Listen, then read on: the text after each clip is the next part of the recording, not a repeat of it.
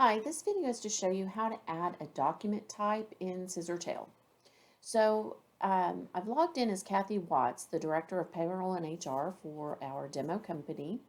And what Kathy would do to update a document type is to go to an employee, or actually she can just type document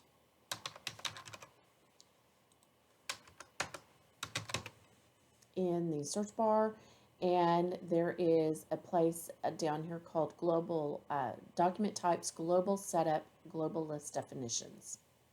So then when we come here, we can see the different document types that are listed, and we can add and remove from this group as needed.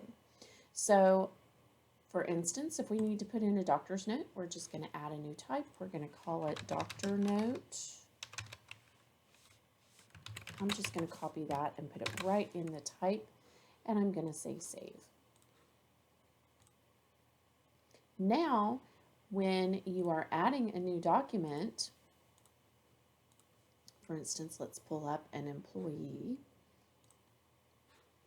We'll go to employee documents.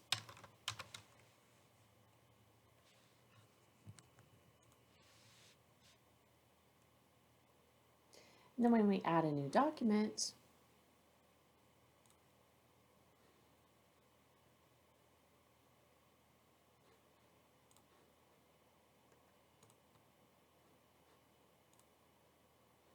and once to know the type, we can just choose doctor's note. Now, if you feel you need to add a document on the fly, if you have the words document type in blue right here, all you have to do is click on that. It'll take you to the screen to be able to add it. All right, let me know if you have questions. You can always reach out to us at support@cs3technology.com.